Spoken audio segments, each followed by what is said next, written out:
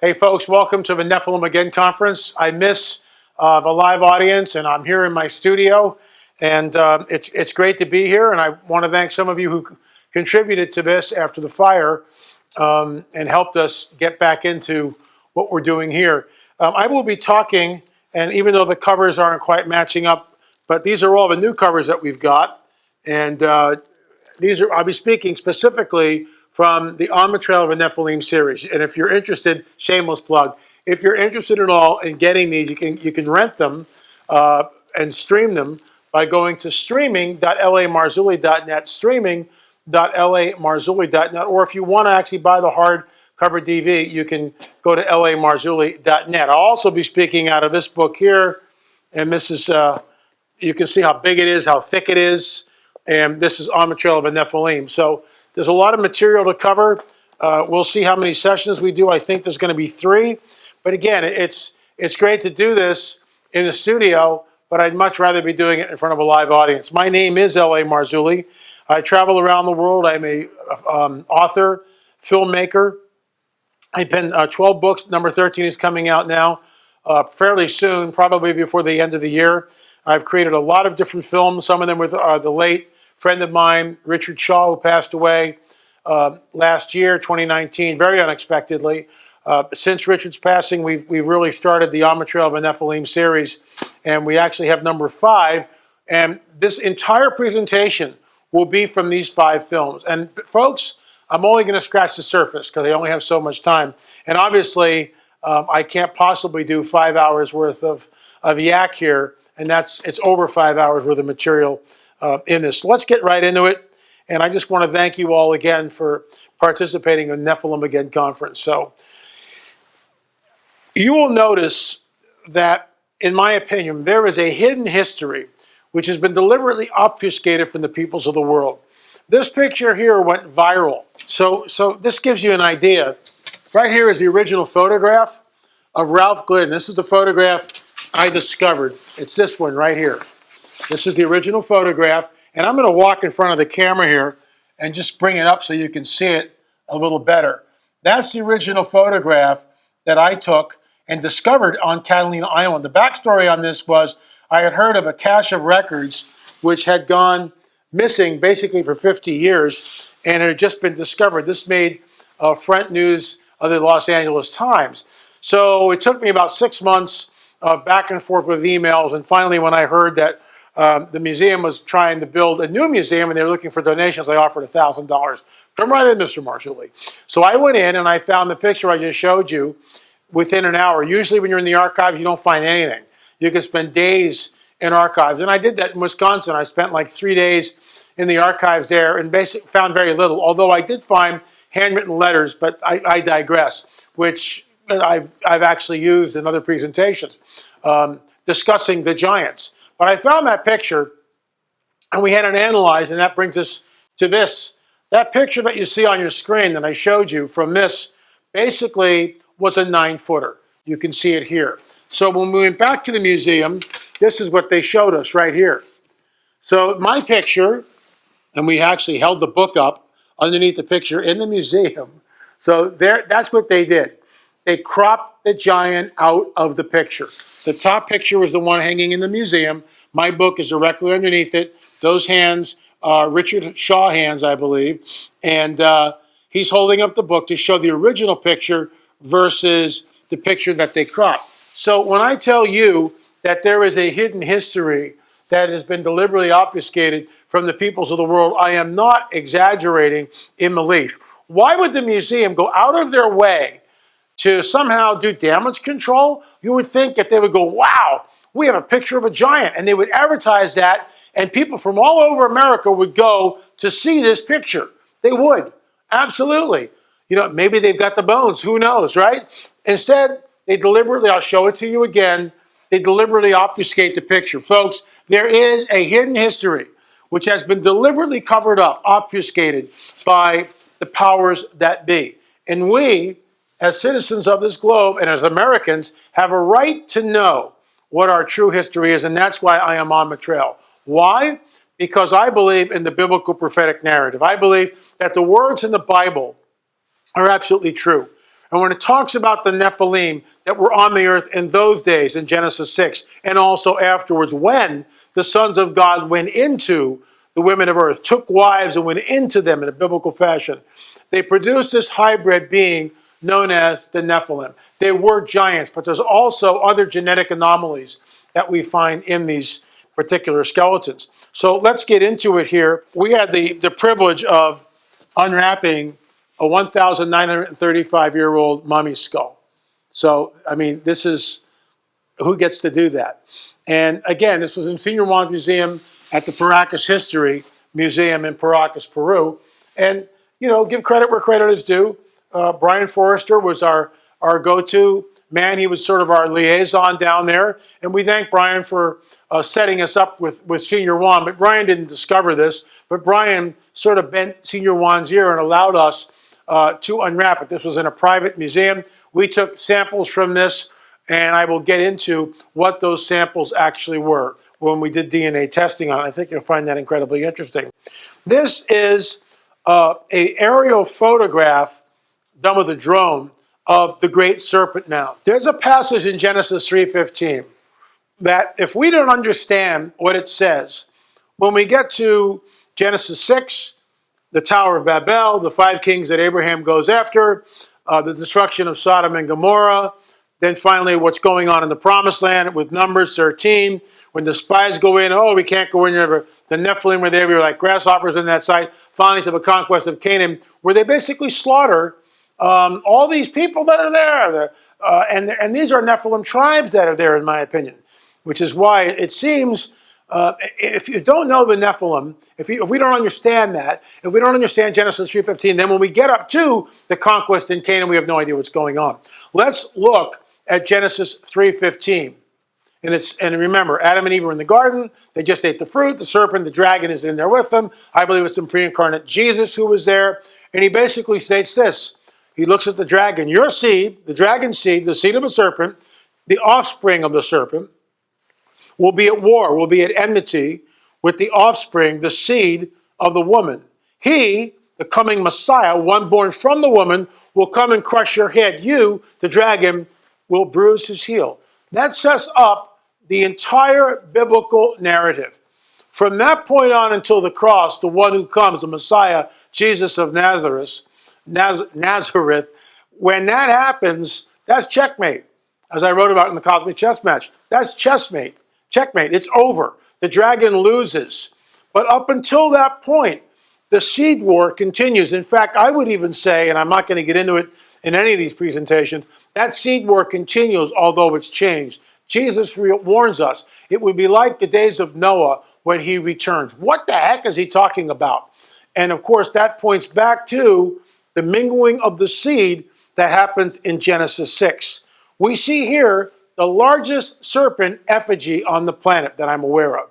Now, there's been new discoveries on the Golan Heights near Gilgal Raphaim. It appears to be a stone serpent mound, and it could be, I don't know. The verdict's still out on that. If it is, it's certainly larger than this one. But right now, this right here is the largest serpent mound on the planet. You will notice right here that the head of a serpent is in the act of what appears to be swallowing an egg. I wrote a paper on this a number of years ago. I'd like to thank our friend Mark Kurtzman for telling me about that. Mark was at one of our Nephilim Mounds conference. Gary Stearman was teaching, and Gary was talking about it's all about the seed. It's all about the seed. And he was talking about the seed, this passage, Genesis 3:15. He was elaborating on it. His entire presentation was focused on that, which serves as a launch pad for myself and Russ Dizdar and everyone else who was there. So the bottom line is this, folks. What we see is the serpent, in my opinion, in the act of attempting to swallow the egg, destroy the egg. And it hails back to Genesis 3:15. And why is it that when you fly a drone, 300 or 400 feet in the air, then you get this picture? But when you're down walking across and looking at the serpent mound, you don't understand really what you're looking at. See the undulations here in the serpent? Notice the undulations all throughout the serpent right there, right? Those point to the constellations. The serpent is also on an 18 and a half year, the serpent mound is also on an 18 and a half year lunar cycle And guess what? It points to the constellation Draco, the dragon. We'll get into all this in depth in just a little bit. Our mission statement is to expose the deception of the prince of the power of the air and to herald the return of the King Jesus. To expose the deception of the prince of the power of the air, i.e. Satan, the dragon, and to herald the return of the King, Jesus, the Messiah, our Redeemer. Jesus warns us that even the elect would be deceived if that were possible. So when he talks about that, I mean, that's a dire warning. And yet most churches never talk. When was the last time you heard a sermon on even the elect would be deceived if that were possible? And he's talking about basically the days of Noah. It will be like the days of Noah when I return. And in those days, even the elect would be deceived if that were possible. Folks, something is already here. We're seeing, and I'm going to just step out a little bit from our presentation, but UFO disclosure is happening, and it happens on Tucker Carlson and picked up by all the other media outlets. And UFOs are real and burgeoning and not going away. You've heard me say that. Well, now it's mainstream. It's no longer the stuff of tinfoil hat wearing people like yours truly here, or George Norrie, which I love. I was just on George's show a couple of weeks ago. But here's the bottom line, folks. It's real, and it's being sort of rolled out on Tucker Carlson. It's time for the church to stand up. It's time for you to go back to your pastors and wake these guys up who are still asleep. A lot of good pastors are waking up, but a lot of them still, I don't want to deal with that. Well, we got to wake up, folks. We got to wake up the church. It's time. So this is from the Mysterious Mound Builders. We did, and I just want to thank Mark Kahn, and he's done a lot of great work. But we changed the covers, and we're here, right? This is the new cover, so don't get confused with that. And bad, I should have changed the cover, but I didn't. I just want to thank Mark Kahn for his great work, and our new covers were designed by Darren Geisinger. This presentation, part one, will be from On the Trail of the Nephilim and Mathematical Mysteries of the Mound Builders. So basically, the Mysterious Mound Builders, Mathematical Mysteries of the Mound Builders, that is episodes 1 and 2 of the On the Trail of the Nephilim series. 2 millennia ago, a culture that is still unknown to us today, stop right there. Do you realize that mainstream archaeology created words for this? They don't even really know who the mound builders were. So they call them the mound builders, the Hopewell, the Adena. They just make up names. Let's continue. 2 millennia ago, a culture that is still unknown to us today erected thousands of mounds throughout the Midwestern United States to the Gulf of Mexico. They are called the Hopewell, the Adena, or the Mississippian. However, no one knows what these people actually called themselves. In other words, they remain mysterious and unknown to us today. When the first white settlers came into the Great Circle Mound in Ohio, they asked the natives living there, "Who built this?" The natives replied that they didn't know who built them, as these large mounds were there when they arrived. The discovery of these mounds created a controversy, as some posited the mounds were built by an unknown race of people, a lost tribe of people who perhaps migrated from the old world. Others thought they could be one of the lost tribes of Israel.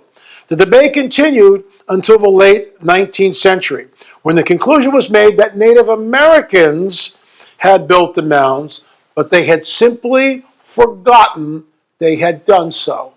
Let that sink in. I'll read that again because it's so poignant. The debate continued until the late 19th century, when the conclusion was made that Native Americans built the mounds, but they had simply forgotten that they had done so. This is now the accepted paradigm. However, is it the truth of what occurred in the ancient past, or has the information been managed to bolster a particular narrative? Join us as we explore the mysterious mound builders. So it starts, I got an email from a gentleman, and he said that his family, that you can see part of it here in the picture, when he was small, he's around 5 years old, maybe a little older, and they would go out to this island called Chick Island. And it's in a lake in Florida, and they would go out there, and the family was called the Bilger family. and they would hunt Indian relics. Well, he sent me all this, and he told me that he had 8mm film that his mother had taken when they were out there.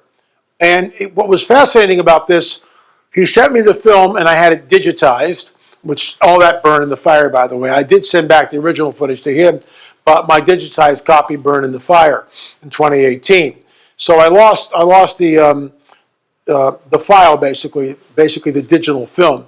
And I went through it very slowly, hoping to find what I was looking for, because this gentleman told me that when he was a child, they, on Tick Island, it was a lot of Indian mounds, right? They hit upon, as they were digging for relics, they hit on an ancient burial ground, and there were giants there. There were giants there, over 10 feet tall, and the bones of which he saw them. Now, his mother was filming, and she wasn't interested in that. They didn't know anything about the Nephilim. So, unfortunately, all I have is his word, nothing on paper. However, we know that there were giants from other reports that were pulled out of some of these ancient mounds. So you have to ask ourselves, why, what are they doing there? And why is it that all of this is just swept under the rug? I remember talking to an archaeologist from a major university, and this woman was teaching archaeology. I asked her, I said, well, what do you do with all the reports that we have of people from all over America talking about 8-footers, 9-footers, 12-footers? What do you do with that? And she goes, and some of these skeletons measured by doctors. You know what she told me? And I quote, well, the doctors just didn't know how to measure. So a medical doctor in the 20th century, let's say circa 1910, 1911, right, had no idea how to measure skeletons? Nonsense.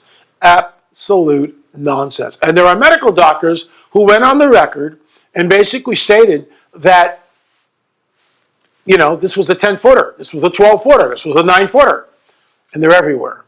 You can see here that the Serpent Mound, this is an old lithograph of it, but you can see right here, without the trees, and it's sort of a plateau that's here, and then the river is down in here. It's a high place, and you can only see, as I said earlier, you can really only understand what you're looking at from the air.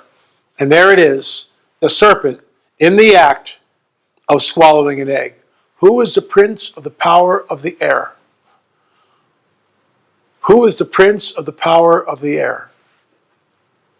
To destroy, to expose the deception of the prince of the power of the air, and to herald the return of the King Jesus. To expose the deception of the prince of the power of the air. Folks, these sites are global. And wait till we get to part 3, where I start talking about America's Stonehenge and the connectivity. You will see something, I promise you, that you've never seen before, and it will blow your mind. Let's go on. There we go. So this is drone footage of the Great Serpent Mound. And I just, we start rolling the footage here, just check it out, and you will see just how large it is. Great drone footage. Here is the serpent's tail in the back here. It's coiled, and then these undulations, as I said earlier, all these undulations point to the summer solstice, the winter solstice, so and the equinoxes. Well, why would you go through all this? Why would you do that? And again, it's on a high place. You remember that lithograph that I showed you, none of the trees that have grown up were there, let's say 200 years ago, whatever. Another shot of it. I've been to the Serpent Mound 3 different times. It is a highly charged site. And the reason why I'm bringing this up to you now is because later, in part 2, basically, we'll delve into what happened when Henry Groover walked on that Serpent Mound and attempted to break the power that was there. When we were there with Fritz Zimmerman the last time I was there, I've been there 3 times, but the last time we were filming at the Great Serpent Mound, and there was a coven of witches. We were there on the vernal, the spring equinox, okay? We were there on the spring equinox, we're filming, and there's a coven of witches. They know what this site is. They know it's charged. They know that the power is there. And the power has never left for those who know how to bring that power in. There was an altar originally right in here at the serpent's head. Right here, allegedly there was an altar. We actually have pictures of it. Again, it's lithograph stuff. but the altar has been removed. There was also a standing stone that we now believe, Fritz and I actually, it's in Mysterious Mound Builders. Fritz and I went down and we looked at it and talked about it. And one of the things I would like to do is to bring that standing stone back up to the surface and put it in its original place. So we're in the process, perhaps, of reaching out to the Ohio Historical Society and asking if we can do that. One thing I would like to do would be to see if there's any writing on the stone, and of course we don't know that. So when we were there, we flew our drone, and it's just mind-boggling just how this site really is and how the serpent undulates. And again, it's a highly charged ritualistic site. The mouth of a serpent, as you can see here, is open, and there's the egg, right? There's the egg right there. So the mouth of the serpent is open to this, and the whole thing is pointed to the summer solstice sunrise. And originally, when it was built, it pointed to the constellation Draco, the dragon. This whole site here that you see is based on an 18-and-a-half-year lunar cycle. These undulations here, the winter solstice, the equinox sunrise, and the summer solstice. I mean, this is what we're looking at. It is just absolutely mind-boggling. And Native Americans, in my opinion, and also I've asked Chief Joseph about this, they didn't travel in this. Native Americans did not build this mound. When you go there, if you go there, you will see signage that state the Shawnee built the mounds. But Chief Joseph came on the record in our films and stated unequivocally, and he showed me the article from the chief of the Shawnee, Chief Wallace from the Shawnee Nation, who basically stated, no, the Shawnee people did not build or construct the Serpent Mound. We knew about it, but we did not build it. It was here when we got here. So why is it that this narrative is being forced down our throats? Who's responsible for it? When the chief of the Shawnee tell us we didn't do it, and yet anthropologists, archaeologists insist that the Shawnee did do it. Who's telling the truth here? When you see it, when you see Chief Joseph in the film, and his eyes are smoking, and rightfully so, because he talks about that, the injustices that were done, let's say 200 years ago, 300 years ago, to the First Nation people. And people go, oh, that's not really happening today. Oh, yes, it is. When the chief of the nation, the Shawnee Nation, stands up and says, we didn't build a serpent mound. Somehow, that's not looked at, that's negated, and instead, white anthropologists, white archaeologists insert their narrative. Now, if that's not racist, I don't know what is, and yet we're accused of being racist for saying that Native Americans didn't do this. Folks, look, Europeans didn't know geometry and trigonometry 4,000 years ago. They didn't know it, all right? They were starting to dabble in it. So we've got, all of this is laid out with absolute precision. And that we have to ask ourselves, where did this information come from? In the book of Enoch, there's a fallen angel by the name of Sariel, according to the book of Enoch, that came down and handed all this information to mankind. The precession of the moon. You remember, it's built on an 18-and-a-half-year lunar cycle. I will get into that in another presentation. Cahokia is the largest mound in America. It gives you an idea just how big it is. I've been there twice, and it's mind-boggling. Again, we look at this and we go, how did they do this? Mainstream archaeologists insist that Native Americans used primitive tools and carried one bucket at a time and then somehow compacted the soil to make what we see here of Cahokia. Well, what if that's not true? What if Native Americans had nothing to do with Cahokia? What if Native Americans were part of it on some level, but did not construct it? So we know, roughly, that there are at least 450,000 tons of earth. 450,000 tons of earth. 450,000 tons of earth. What does that look like? We'll get into that in just a little bit. So Poverty Point, which is the second largest mound. I've been there only once, with about 390,000 tons of earth. How was the dirt moved? How was it compacted? And who did it?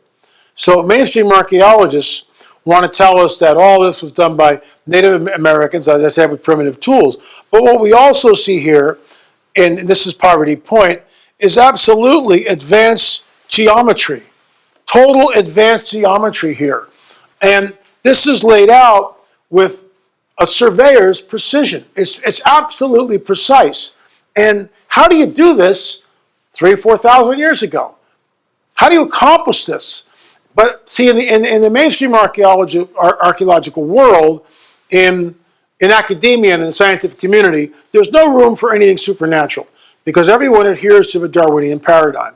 And the Darwinian paradigm basically tells us that, nope, there is no supernatural, there is no God. All this happened just by chance. That's what it tells us. So, okay, we see this, but we can never go to a supernatural explanation. No, that's illegal. Can't do that. And if you go there, good luck trying to find a job. So something else is going on here. And then you say, well, these people had to have had this knowledge because it's there. We're saying, no, they didn't have this knowledge. We know that they didn't have this knowledge. First Nation people did not have these type of surveying techniques. They did not have advanced mathematics that we see in this site and embedded in other sites that we will explore. So where does it come from? The fallen angel, Sariel, according to the book of Enoch, gave this information to mankind. Gave the information to mankind. This is, and I coined this phrase a number of years back, fallen angel technology, Nephilim architecture. Fallen angel technology, Nephilim architecture. Let's move on. Fort Ancient, when I was there and I got out of the car, and I just sat, just like I did, let me back up a little bit here. When I went to the first mountain, I thank you, Russ Dizdar, I was at a conference in Newark, Ohio. Russ calls me up and goes, hey, do you know where you're going? And I go, yeah, I'm going to Newark, Ohio, Russ. And he goes, yeah, but do you really know where you're going? I go, I don't know. Newark, Ohio. What's in Newark, Ohio? And he starts laughing. Russ has this little chuckle that he does, and it's just very mischievous. And he was doing that little laugh, and he goes, on your computer? And I said, yeah. He goes, Google Fritz Zimmerman, Fallen Angels in the Ohio Valley, the Nephilim Chronicles. I went, what? So I Googled it. There it is. And my mouth is, my jaw is hitting my computer on my desktop. I just went, oh my God. So I tried contacting Fritz. He was hard to get a hold of. Like the day after talking with Russ, I was headed out to Ohio, and I immediately started making phone calls and got a guide, and it was just, anyway, they dropped me off in the parking lot at the Great Circle Mount. And I have no idea what this place looks like or what I'm in for. And I was the only one there. It was probably about 6 o'clock at night, 7 o'clock at night. It had been kind of raining most of the day, but now the clouds were gone, sun was out. Just a beautiful fall night. And I'm walking up this asphalt path. And I look to my right, and there's a little museum there. And I look to my left, and that's the entrance. And I walked up and just stood. Even now I'm getting chills. Between the mounds, the circle goes like this. And originally, Fritz Zimmerman believes, as I do, that there were dragon heads on both sides, highly charged ritualistic site. The circle mound is 1,250 feet roughly in diameter. It's got a moat on the interior of it. When I walked in and I saw that, I froze. I'm getting chills even as I'm thinking about it. I froze in my tracks and I looked at it and I just knew that this was the beginning of a whole new chapter in my life. One that I would continue perhaps for decades. And that's why we're on the trail. And that's why we're making these films. And I looked at it and probably just stared, frozen. 5 minutes, 10 minutes, I don't know. And finally, I just kind of made my way very slowly, methodically into the site. I prayed up before I went in there. I realized what I was looking at was incredible. I had exactly the same feeling, overwhelmed, when I went to Fort Ancient. I was with Fritz Zimmerman and my wife Peggy. We flew the drone there. We filmed there. I want to go back to Fort Ancient because I believe it's one of the most profound sites one of the most profound sites in all the Americas. It's 3.5 miles of continuous earthen walls. Continuous earthen walls. And it allegedly, archaeologists say 67 gates. Fritz and I go, no, probably not. I'm sorry, as Carl Teichert would say. Probably has 66 gates. And when we were there, Peggy has this app on her phone which shows us constellations. Got something in my eye here, bear with me. And so there's a gateway that is actually, I think it's in here, but I could be wrong in that. Anyway, listen, we were at the gateway because this is an old map. This was done by, I believe, Squire and Davis. So this is, it doesn't look like this anymore. There's a road that goes through it. But there were these two mounds, and this was the entrance to the site. Oh, there they are right there. I'm sorry, right there. There are the mounds. Thank you, Lord. So there are the mounds, and the road now goes like this, right through it. And so some of this is no longer here. When the parking lot comes in this area right here, I flew a drone and went this way, towards this mound, over this mound, showed some of this, and then flew it around this way. So it gives you an idea. We never got to this part in here. We never got down here. 3.5 miles of continuous earthen walls. So Peggy was standing here, all right? We were there on the vernal equinox. And she's got her phone out, and she's holding it like this and looking. So remember, she's standing here, and she's looking this way, right through these two mounds, the gateway. And right over that is the constellation of Hydra, another serpent. Right over that, directly in line, precisely in line, the constellation Hydra. You're telling me that this is just another coincidence? It's not. These are the fingerprints of the supernatural. This is the signature, in my opinion, of the prince of the power of the air.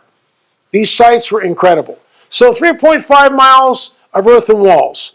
What does that look like? This is an old photograph of what the site looked like.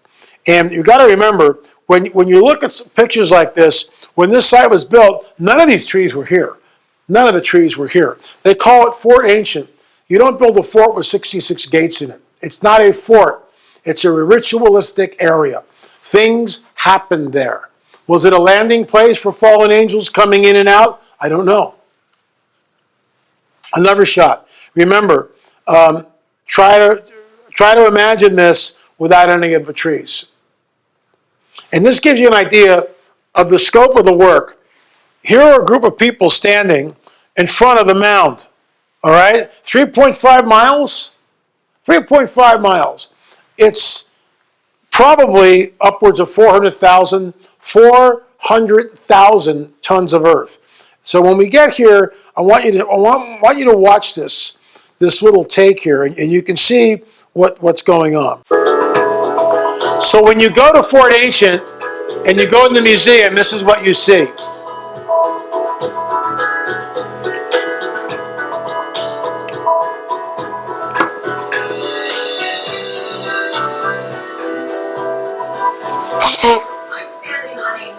Historic landmark that's over 2,000 years old. And Jack, you're going to kind of tell me it's a little bit about our Indian heritage. Exactly. I'm Cherokee, you're a little bit Shawnee. Shawnee tradition, Cherokee heritage. Yeah. So I'm excited to kind of learn a little bit about my heritage, but I'm in a garden, so what's going on here? Well, this garden depicts crops that were grown 2,000 and 1,000 years ago by the Hopewell cultural people. And they were very simple, complex horticulturalists. Mm-hmm. They did not have corn, did not have beans. They would have grown things that we would consider to be weeds today. Amaranth, goosefoot, knotweed. We do have sunflower and squash and gourds. Okay. And we also have native tobacco that is growing. And when all this was built, they used very simple tools. And I can hand this to you. Yeah. You have the Watch your face here. Or excuse me, the clamshell hoe. Watch your face. Here. Now what's this used for? This would be used for gardening as well. See that? Look at the body language there. She's going, come on, you're pulling my leg. All right, watch. Creating 18,000 feet of earth walls here at Fort Ancient. And that's sturdy enough to do something with. They would have had a little bit more sturdier, but they would Okay, they would have had more sturdier clamshells? Jack, you're making this stuff up and you know it. You're just mouthing what you were taught, and it's dead wrong in my opinion. She's going this to make these earthen walls? Watch. This here. Now what's this used for? This would be used for gardening, as well as creating 18,000 feet of earth walls here at 4H. And that's sturdy enough to do something They with. would have had it a little bit more sturdier, but they would have gone through a lot of clamshells. Okay. And then also we have the deer shoulder blade. The way the deer shoulder blade... See her face? She's not buying it. ...the shaft and then wrapped with rawhide of that animal. Again, look how flimsy it is. Yes. They would go through a lot of bone tools, a lot of shoulder... They would have gone through a lot. When I showed it, I'm sure right now some of you are just cracking up at home. That's how we are. When I present this to people at conferences, they just start howling with laughter. I mean, they would have had, you've got a lot of bone tools. Well, you know, you got to kill a deer, you got to drag the carcass back, you're going to feed your family, then you got to dry the bones out, and then you make this ridiculous hoe that breaks. Come on. blades of deer and elk and split elk antler. What is here? This is called the Three Sisters. Okay. And again, what happens is we have a mound. Okay, so what I want to do now is show you what Jack tells us about the 3.5 miles of continuous earthen walls, right? Watch what he says. 3.5 miles of earthen walls. And this is what he tells us. This is how it was done. And we're going to deconstruct it for you in just a little bit. So now, Fort Ancient, it's a 2,000-year-old prehistoric earthwork site. We're on the short list for World Heritage recognition right now, which means that we're going to be considered for a global destination for world treasures. But Fort Ancient itself is the largest and best preserved hilltop enclosure in the United States, 245 feet above the river, and we are enclosed by over 18,000 feet of earth walls. To give you an understanding, 1, 2, 3 earth walls. Those are the 3 earth walls right there. So we're at the very tip of the iceberg.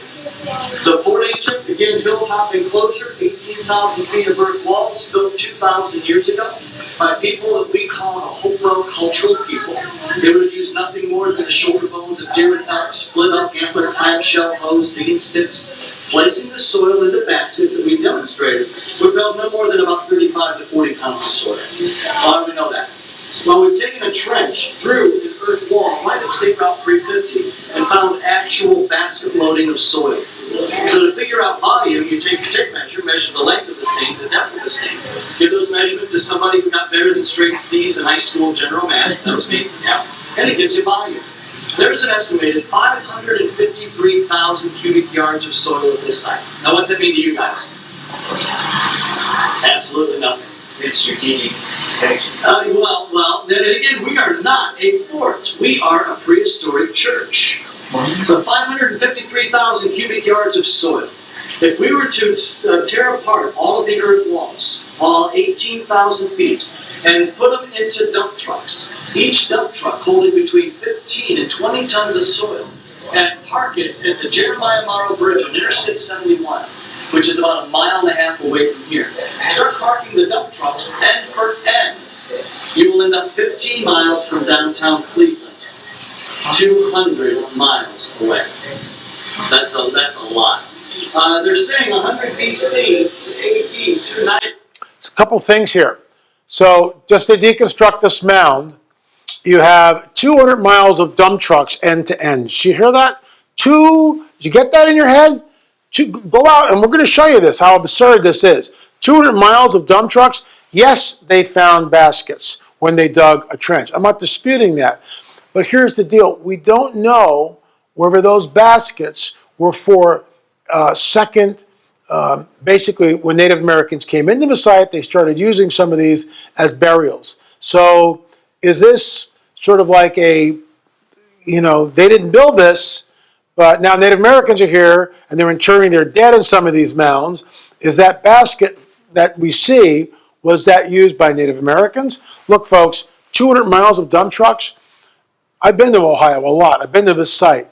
It gets cold in the winter. The ground freezes. So now you've got this small window of time. These are allegedly hunter-gatherers. All right? So how do you sustain everybody while they're building the mound? Who's out hunting to feed the mound builders? In my opinion, and I realize I'm laughed at and scoffed at by archaeologists, But you'll be laughing in just a few minutes when you see how their theory just falls apart of its own weight. I believe these are Nephilim architecture, fallen angel technology. So mainstream archaeology insists that these mounds were created with primitive tools.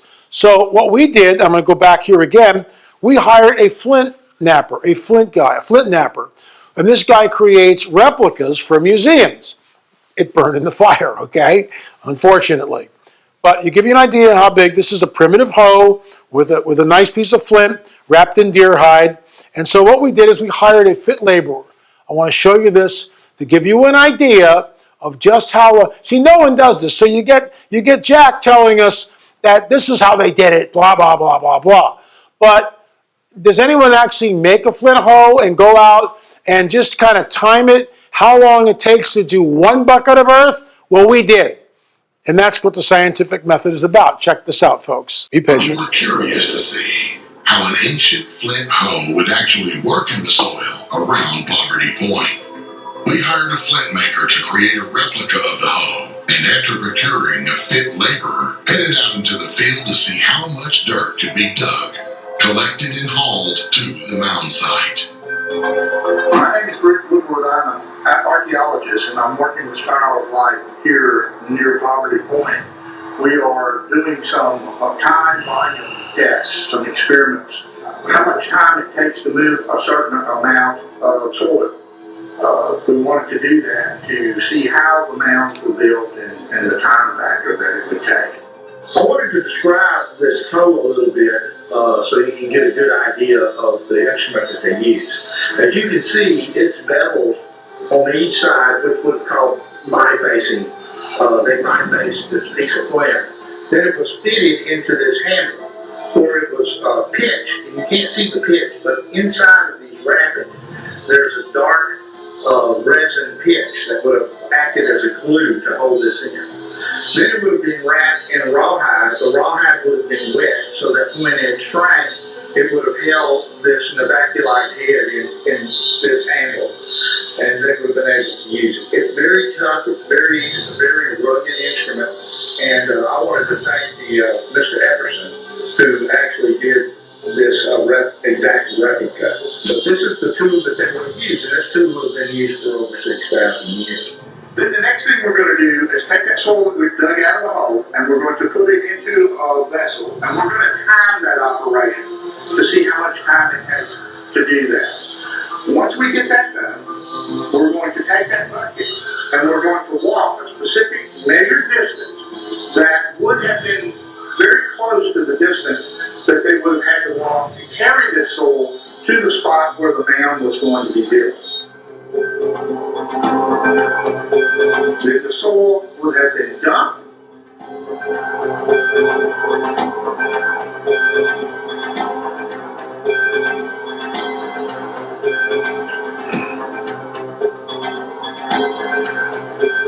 It would have been packed down.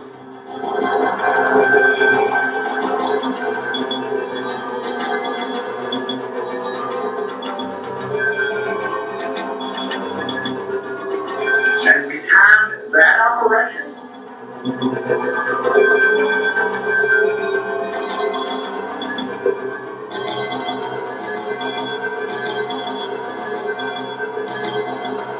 Each truck and trailer holds 40 tons of soil. 71 one-man bucket trips to create 1 ton of soil. That's an estimate. 390,000 tons of earth to create Poverty Point.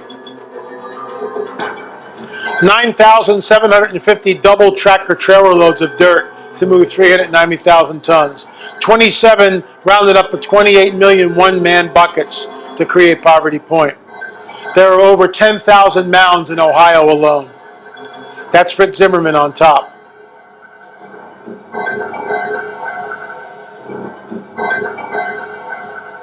Look, folks, you can say what you want. If you want to believe in the narrative that's put forth by modern-day archaeologists, in my opinion, it collapses of its own weight. So will they get 3,000 people to do these bucket brigades? Not so fast, citizen. Not so fast. You still have diggers, you know. And even if you got 500 people, and they're doing this, and you got some diggers and some. How long are they doing it for, and how are they compacting the soil? How are they moving it? And then who's feeding them? And how long does it take? 200 miles of dump trucks end to end, that's just one mound. That's just one mound. 10,000 mounds in Ohio, all these people did all day is build mounds? Come on. The thing collapses of its own weight, in my opinion. There is another theory. That theory is it's Nephilim architecture falling into technology. Giant bones and mound. So we know that this happens. Strange skeletons found. It's absolutely everywhere. It's all across the country. Giants in North America. We talked about this earlier. That's the original photograph that I discovered out on Catalina Island. It was taken in 1919 by Ralph Glidden. We see Glidden here, and we know Glidden is exactly 5 foot 8 inches. We know that from other people. Many testimonies here. In situ is the giant. Okay, 3 different people analyzed the photograph, digitized the photograph. They all put it just around 9 feet. So we took the man, we separated him and stood him upright. This is all done digitally. We know he's 5 foot 8 inches. We take the skeleton and basically do the same with this. At this point, it becomes very, very clear that something is going on. The head, by the way, is enormous. So we rounded it down. Originally, it was just over 8 foot 9 inches. So the 2 other texts that were looking at this thing basically said that it was right around 9 feet. So we rounded it down to 8 foot 6. So, basically it's right around 9 feet. Absolutely humongous. And it gives you an idea that giants were here. And yet, as I showed earlier, and I'll show it again, when Richard Shaw and I went back to the museum, here's my original picture right here, right? There's the picture showing the giant, very, very clear. And now we've got the picture that the museum insisted was the real one. There's Ralph Glidden standing in the excavated grave, no giant. Why would the museum do this? Why would the museum deliberately obfuscate the truth from the peoples of the world? I thought scientists were supposed to be honest. Again, I stated earlier, can you imagine? Giant found in Catalina Museum. People would be flocking to that thing. Flocking to it. Nope, can't have that. How many fingers do you see in the picture here? Let's count them. 1, 2, 3, 4, 5. But these are all, where's the thumb? That's not a thumb. Look at this one here. 1, 2, 3, 4, 5. See this bone right here?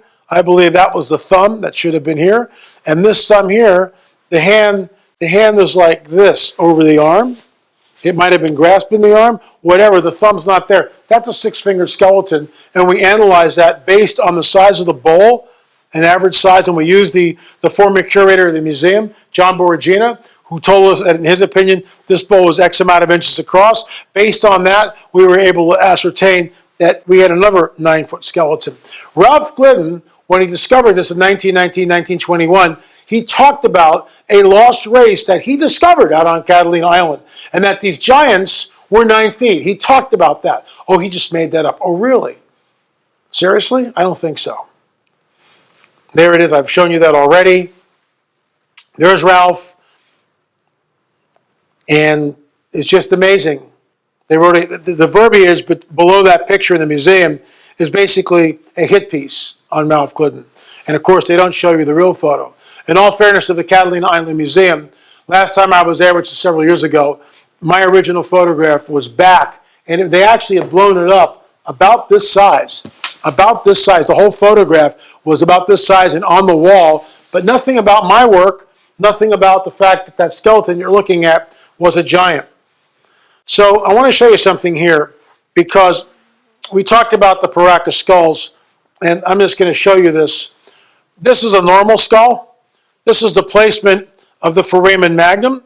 This is normal. This hole here is called the foramen magnum. Notice here on the Paracas skulls, the skulls that we looked at in Peru. And these skulls here, the foramen magnum, is pushed almost as far back as you can. And this is why we believe that they are genetic. And that is the foramen magnum. It's completely different. You cannot move the foramen magnum through cranial deformation, cradle headboarding. Cranial deformation, cradle headboarding is when you take a child and you bind the head and you elongate it. We know it's been done before. But here's the rub, folks. This skull has so many genetic anomalies to it, it's crazy. Right there is the foramen magnum, right here. That's the foramen magnum. It's almost, if it's any further back, it's going to be outside the skull. I'll show you exactly where it sits, right there. Right there. This is not, in my opinion, the result of cranial deformation. This is genetic. And this is the work of our good friend, Rick Woodward, who's our anthropologist on our team. He did the work on this. It was his discovery, nobody else. There are other people who were claiming that they knew about it. No. If they knew about it, they would have written about it. Woodward is the first guy to write about it, talk about it, and we give credit where credit is due here. What is the truth? Notice that the foramen magnum is a different shape, okay? Different shape, and it's all the way towards the back as that's demonstrated from that one skull there. I want to show you something here. We have a new film on DNA, which we'll release in the end of September. It will be episode 6 in the On the Trail of a On the Trail of a Nephilim series. It'll be number 6. And when we went down to extract the DNA from not only the Paracas History Museum, but also the Ica Museum in Peru, I asked the curator if we could see the great Chongo skull, greatly elongated, very similar to this.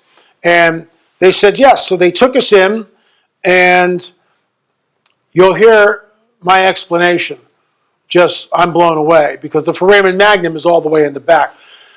When we first went down to Peru in 2013, 2014, we didn't know any of this.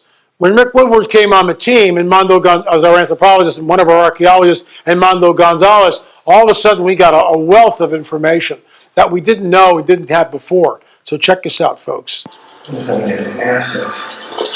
It really is. What's up there? Oh my God, it's right in the back. Look at that, it's right in the back. So I'm going to look at this again. Watch when she turns it over. See it, it's all the way in the back. You can really see it here. It is absolutely all the way in the back. If it's any further back, it's outside the skull. It's right in the back. Look at that. Look at that. It's right in the back. That's genetic, folks. It's like right on the occipital plate.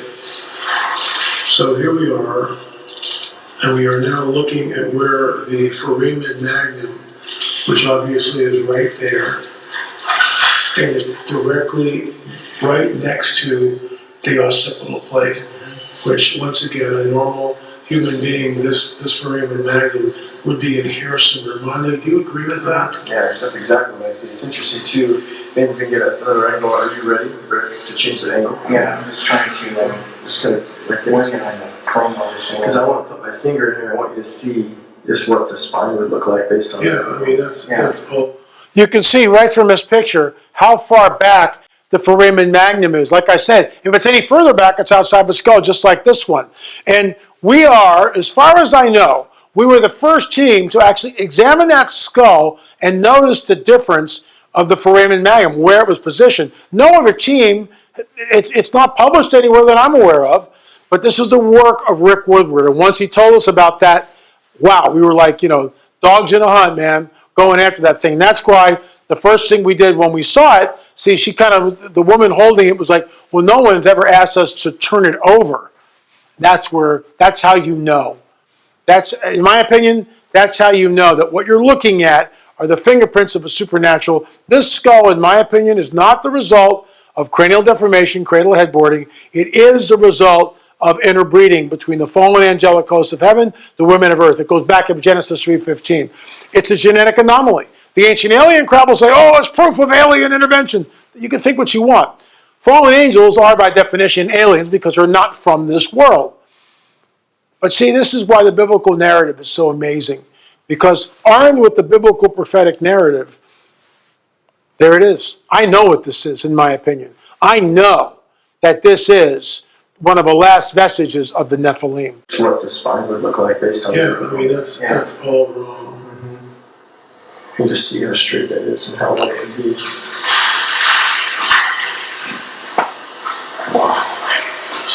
According to the optometrist that we, right here, notice the orbits in that skull, they are much larger than a normal human being. That is so.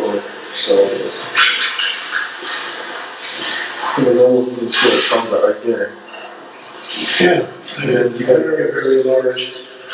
And it also makes us wonder about the cranial capacity.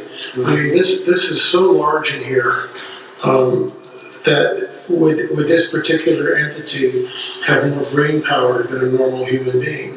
And we don't know. And of course, we don't have answers to that. Wow. That's Richard Shaw.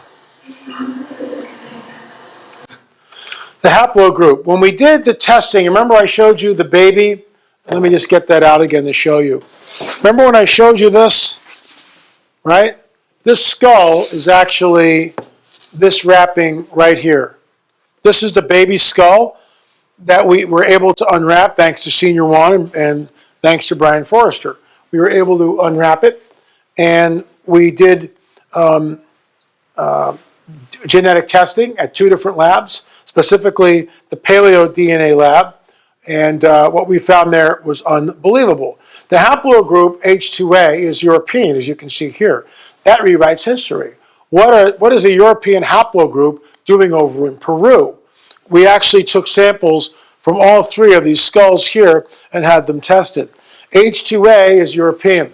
That's not supposed to be there. And of course, when we presented this information to our archaeologist contact in Peru, he threw us all under the bus. Oh, it's contaminated. Sir, with all due respect, you have no idea what you're talking about. It wasn't contaminated. Because if it was contaminated, then we would have gotten my nuclear DNA and Mondo's nuclear DNA. There was no nuclear DNA.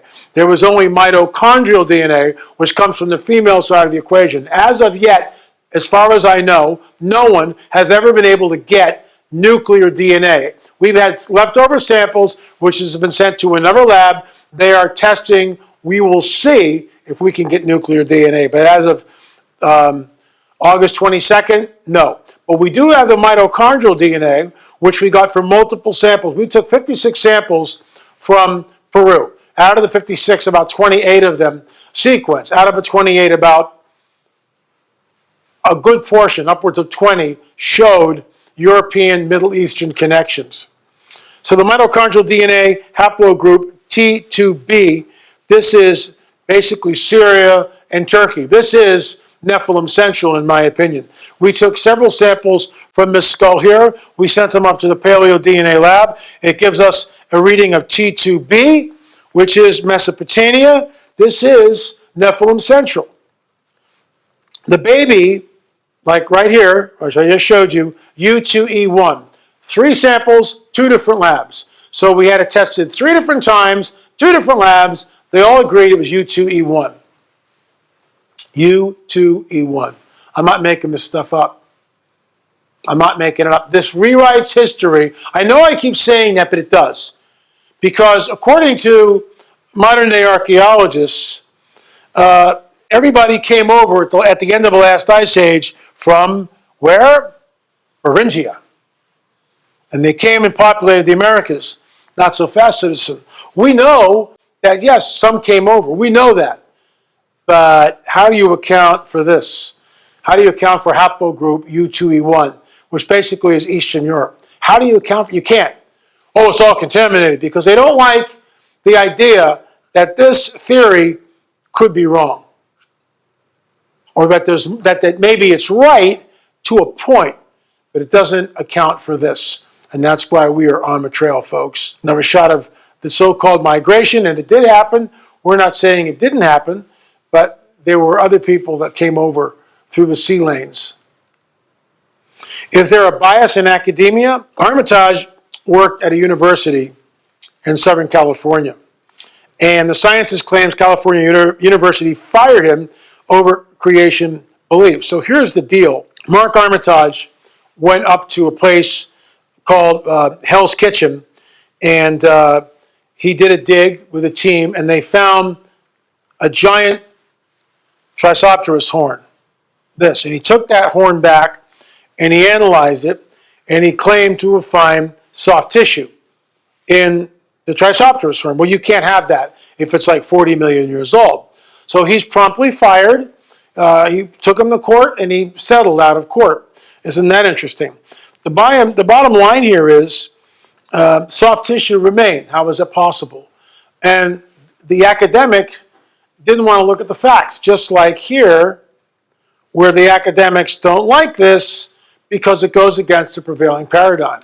There is a bias in the scientific community, absolutely a bias in academia, in the scientific community. This man was fired for even suggesting, and he wasn't talking about God, he just said, this is what I found.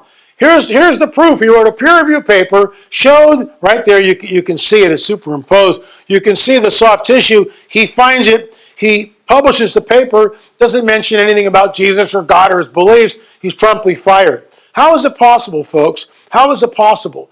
We see exactly the same thing today. I'll just go down a little bit of a rabbit hole. When the white coats, right, go to Washington, D.C., and they proclaim the efficacy of hydroxychloroquine in tandem with zinc,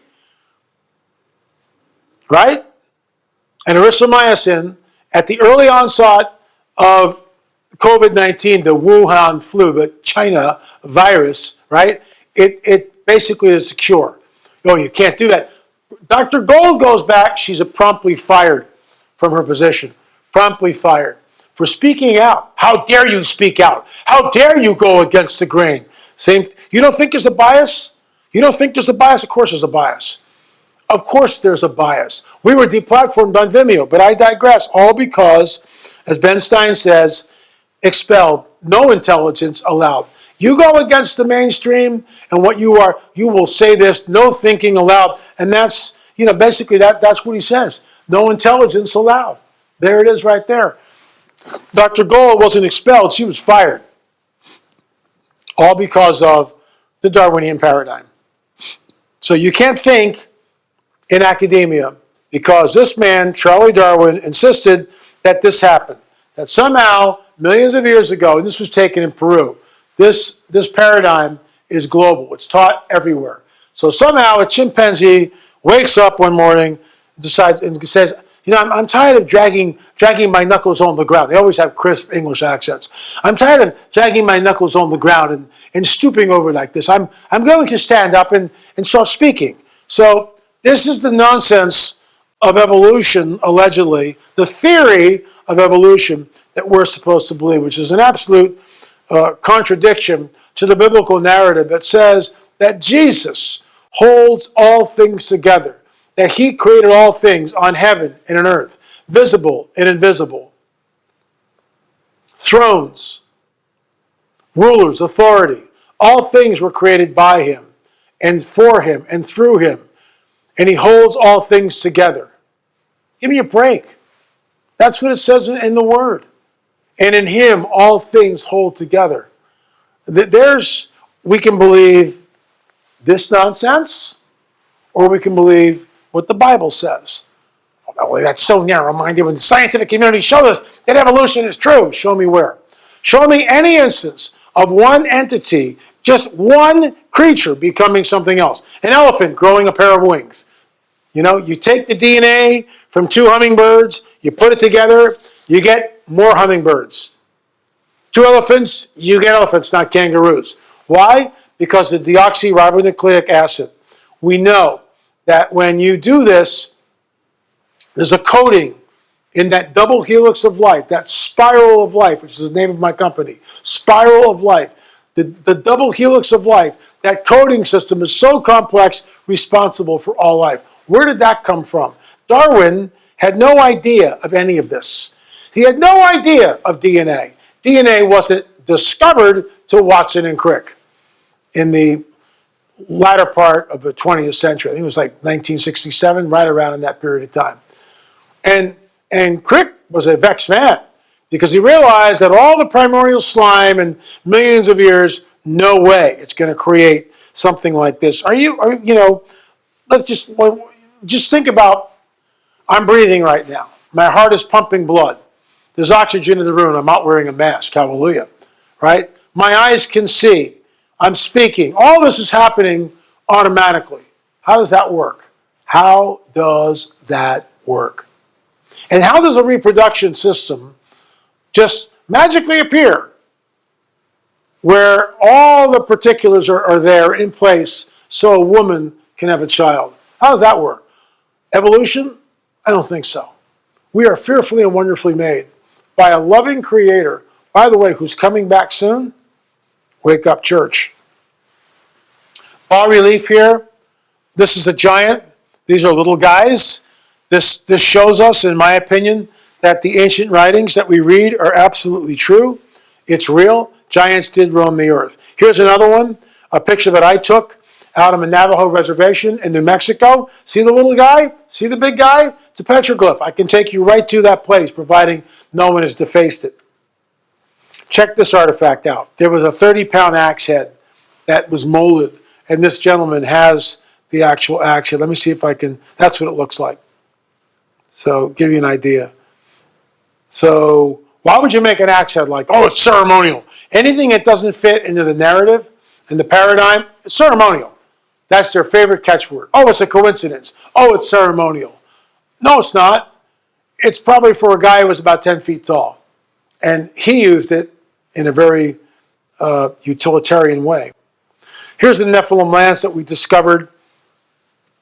And this is when it was presented. Bob Shelley actually discovered it and brought it to us. And we thought it was a sword. But Chief Joseph corrected us and said, no, guys, it's not a sword, it's a lance. And we had it analyzed, and the first didn't do the work. Charged me $2,600 and didn't do the work. And said, well, this could have been made in the modern era. Well, a gentleman working at another lab, we gave him a sample, and what he found when he did the analysis of it was that the isotopes come from Greece, England, and Spain. Isn't that interesting? Isn't that interesting? So it makes us wonder. It makes us wonder, what are we really looking at here? When we've got this lance that shows that the metal, and by the way, let me back up. This lance was found in Michigan by Bob Shelley at an abandoned campsite. So there's no provenance for it, which is really a bummer. But it came, whoever left it there, it weighs about 28 pounds. And they didn't want to hike it out with it because it's a long way in. They just didn't want to hike with it. So they left it there. Who knows what it is. Shelley finds it. He realizes the importance of it. He brings it back. It's bronze. When the bronze when the metal is analyzed, they discover that the isotopes are from Greece, England, and Spain. What's it doing over here? Does that mean it was carried over here in some sort of a ship? In my opinion, it was. Folks, I'm going to take a break right here, and you take a break, and we'll start part 2 on the Trail of the Nephilim, Mathematical Mysteries of the Mound Builders. And I think you'll find this really interesting.